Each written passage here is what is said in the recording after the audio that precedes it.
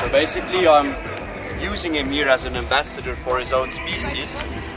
We go all over the country to educate people and educate them in a way that they don't have to shoot those animals. That's the most endangered big cat in Africa. There's about 7,000 left in the wild of them in the whole world, and more than half of them live outside protected areas on farmlands where they get into human conflict. Those farmers, they burn them alive, they shoot them.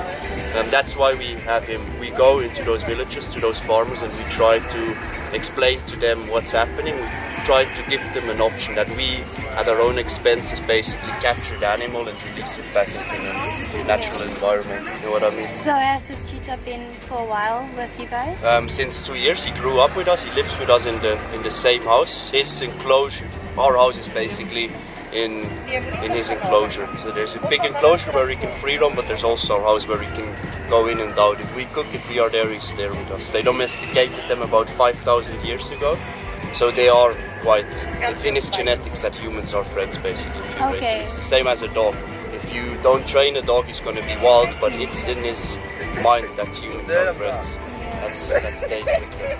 And with them, we do breed them. We only breed as much as we need for our educational work, which means every 8 to 10 years only.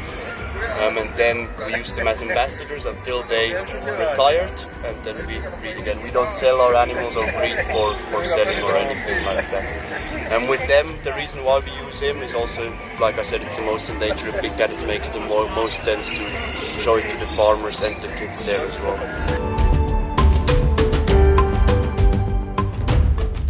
I just want to find out, is he afraid or what's No, going he's on very right now? curious. So you see how you see sharp. If you look at me, you see me sharp and you see the background blurry.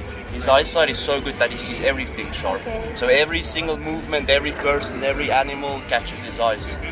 In the wild, he needs to be very, very, very of lions, leopards, hyenas that steal his food, that kill his babies, or kill, if it's a female, the babies as well. 95% of all cheetahs don't even make it to adulthood. That's how hard they have it in the wild. So he has it in his genetics that he always needs to be aware of what's going on in his surroundings, and he always, that's why we have the table there as well. It's elevated, he can look around, he has a better overview of everything as well.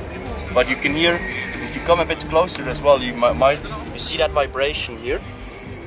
Yeah. And the music is a bit loud, but you can also hear, if you listen carefully. Do you mind if I pet him? I'll touch him on the back and on the tail. You see, he doesn't know your smell.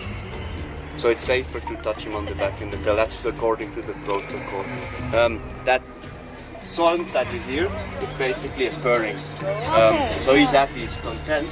And you see what he does now? That's his safe haven there, the bucky. If he wants to look at something, or if he's unsure, or if he just wants to relax a bit, he goes back. We can't force him, or we don't force him to do anything.